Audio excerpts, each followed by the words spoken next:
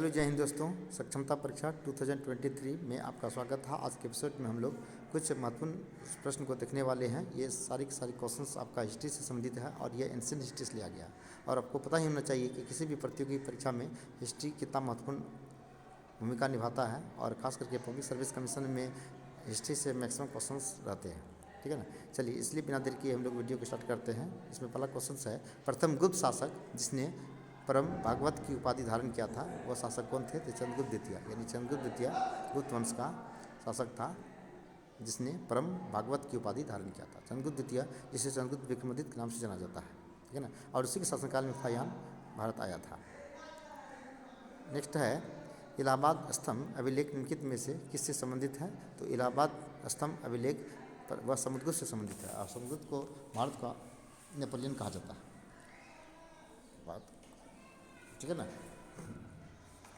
तो समुद्रगुप्त को भारत का नेपोलियन कहा जाता है जिन्होंने कि आपका जो कि इलाहाबाद प्रशस्ति उससे संबंधित है। और इलाहाबाद का अशोक स्तंभ किसके शासनकाल में बारे में सूचना प्रदान करती है? तो इलाहाबाद का जो अशोक स्तंभ है वह समुद्रगुप्त, वही समुद्रगुप्त जिसे भारत का नेपोलियन कहा जाता है। इलाहाबाद का यहाँ इलाहाबाद स्तंभ अभिलेख और दूसरा इलाहाबाद का अशोक स्तंभ, ये दोनों ही समुद्रगुप्त से संबंधित है।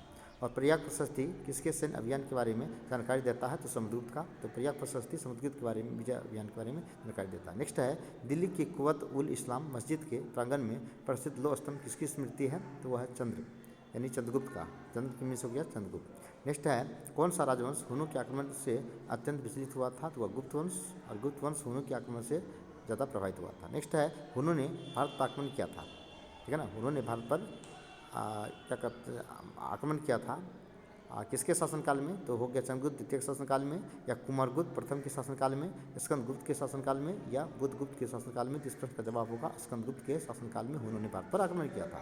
नेक्स्ट, निम्नलिखित में से किस गुप्त शासक ने हुनों पर विजय प्राप्त किया था? तो स्कंदगुप्त। स्कंदगुप्त ने हुनों पर विजय प्राप्त किया था। और शंख विजेता किसे कहा जाता है? तो शंख विजेता चंद्रगुप्त द्वितीय को ही कहा जाता है। और गुप्त काल में उत्तर भारतीय व्यापार निम्नलिखित में से किस एक पत्तन से संचालित होता था? वह है ताम्रलिप्ति, यानी गुप्त काल में उत्तर भारतीय व्यापार जो है ताम्रलिप्ति से संचालित होता था।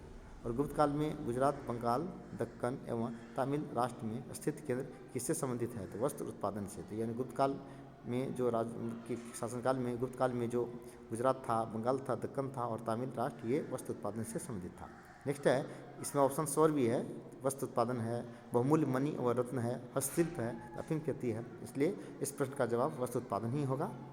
और इसलिए हम लोग केवल ऑप्शंस को ही, आंसर को ही पढ़ रहे हैं। निम्नलिखित में से कौन सा गुप्त काल में अपनी आयुर्विज्ञान विषयक रचना के लिए जाना जाता है? तो आयुर्विज्ञान के जाने वह सुश्रुत को जाना जाता है। शूद्रक है ना, का नाम सुने होंगे। शूद्रक मृच्छकटिकम के जो रचनाकार थे वो मतलब वो शूद्रक ही थे।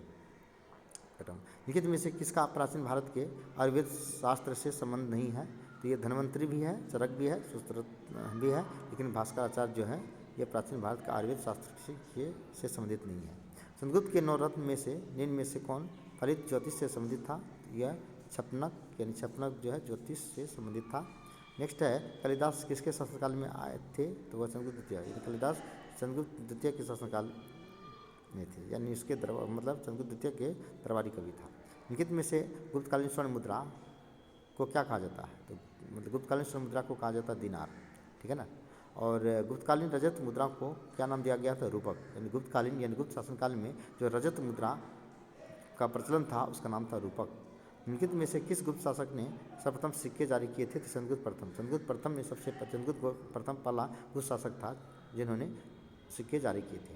नेक्स्ट है, गुप्त काल में लिखित संस्कृत नाटकों में स्त्री और शूद्र क्या बोलते थे? तो वह प्राकृत भाषा ही बोलते थे। और बाल विवाह की प्रथा आरंभ हुआ था, यानी बाल विवाह की प्रथा कब आरंभ हुआ था? तो किसके शासनकाल में? तो कुषाण काल के शासनकाल में। तो कुजिल कुटविशस एक कुषाण वंश से संबंधित है ना। तो बाल विवाह की प्रथा कुषाण काल में ही आरंभ हुआ था।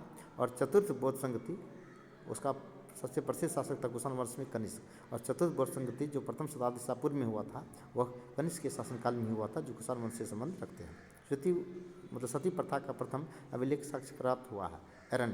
और सती प्रथा का उन्मूलन जो है राजा राम मोहन राय ने किया था 1829 ईस्वी में। कहीं 1828 प्रश्न का जवाब है। गुप्त संवत की स्थापना किसने किया था? तो चंद्रगुप्त ने, यानी गुप्त संवत चंद्रगुप्त ने गुप्त संवत आरंभ किया था। नगरों का क्रमिक पतन किस काल की एक महत्वपूर्ण विशेषता है? गुप्त काल। नगरों की क्रमिक पतन गुप्त काल का एक महत्वपूर्ण विशेषता है। और है किस शासक वंश ने मंदिरों और ब्राह्मणों को सबसे अधिक ग्राम अनुदान में दिया था? गुप्त वंश। गुप्त वंश जो है मंदिर और ब्राह्मणों को सबसे ज़्यादा अनुदान दिया गया था। गुप्त वंश, पाल वंश, राष्ट्रकूट वंश, प्रतिहार। इसका जवाब गुप्त वंश हो गया। प्राचीन भारत में किस वंश का शासनकाल स्वर्ण युग कहलाता है? तो गुप्त काल को भारतीय इतिहास का स्वर्ण युग कहा जाता है। गुप्त काल को भारतीय इतिहास का स्वर्ण युग कहा जाता है। और मुगल काल के शाहजहाँ के शासनकाल को स्थापत्य कला का स्वर्ण युग कहा जाता है। गुप्त काल में भूमि राजस्व का दर क्या था? तो उपज का छठा भाग, यानी उपज का छठा भाग जो है वो राजस्व के रूप में जमा करना पड़ता था। यानी भूमि राजस्व का जो रेट था वह था छठा भाग। धर्मशास्त्र में भू राजस्व की दर क्या था? तो धर्मशास्त्र में भू राजस्व का दर था 1/6। यानी धर्मशास्त्र के अनुसार भू राजस्व का दर का जो निर्धारण था वो 1/6 था। और हिंदू विधि द्वारा मान्य कर कितना था? तो उपज का छठा भाग, यानी उपज का छठा भाग जो है कर के रूप में दिया जाता था। प्राचीन भारत में सिंचाई कर को क्या कहा जाता था? विदक भागम। सिंचाई कर को कहा जाता था विदक भागम। नेक्स्ट, योग दर्शन के प्रतिपादक कौन थे? तो पतंजलि। योग दर्शन पतंजलि। सांख्य दर्शन पूछेगा तो कपिल और शंकराचार्य। महाभाष्य के लेखक पतंजलि। समसामयिक कौन थे? तो पुष्मी शुंगा। नेक्स्ट, नव न्याय संप्रदाय स्कूल के संस्थापक कौन थे? तो गंगेश उपाध्याय। गंगेश उपाध्याय नव न्याय संप्रदाय स्कूल के संस्थापक थे। न्याय दर्शन को प्रचारित किया था गौतम ने। गौतमी ने न्याय दर्शन। जेमिनी, पूर्वी मीमांसा जेमिनी, उत्तरी मीमांसा बदरायणी।